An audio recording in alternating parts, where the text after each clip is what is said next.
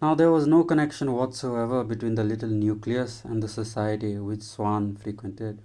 and a purely worldly man would have thought it hardly worth his while, when occupying so exceptional a position in the world, to seek an introduction to the Verdurins.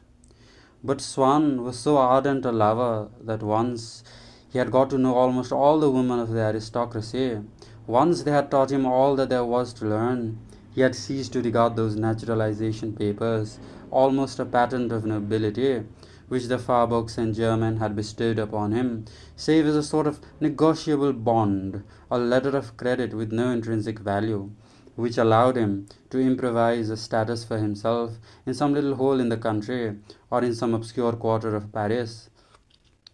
where the good looking daughter of a local squire or solicitor had taken his fancy.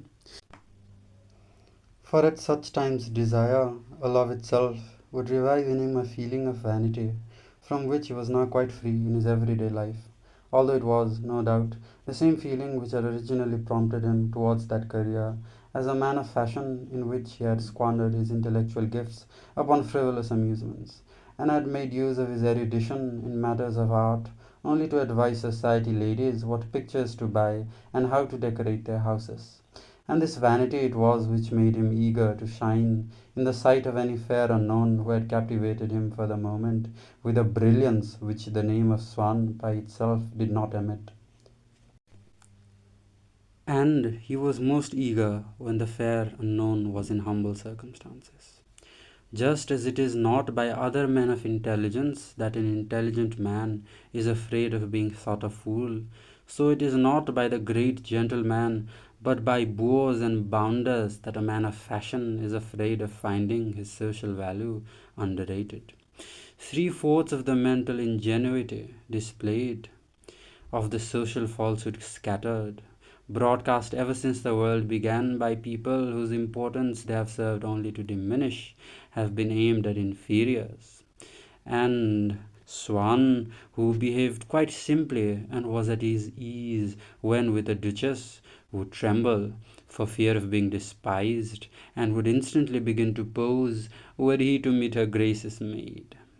Unlike so many people who, either from lack of energy or else from a resigned sense of the obligation laid upon them by the social grandeur to remain moored like houseboats to a certain point on the bank of the stream of life,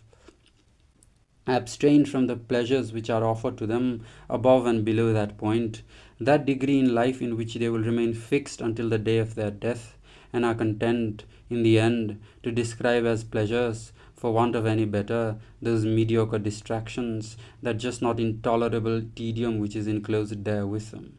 Swann would endeavour not to find charm and beauty in the woman with whom he must pass his time, but to pass his time among women whom he had already found to be beautiful and charming. And these were, as often as not, women whose beauty was of a distinctly common type, for the physical qualities which attracted him instinctively and without reason were the direct opposite of those that he admired in the woman painted or sculptured by his favourite masters. Depth of character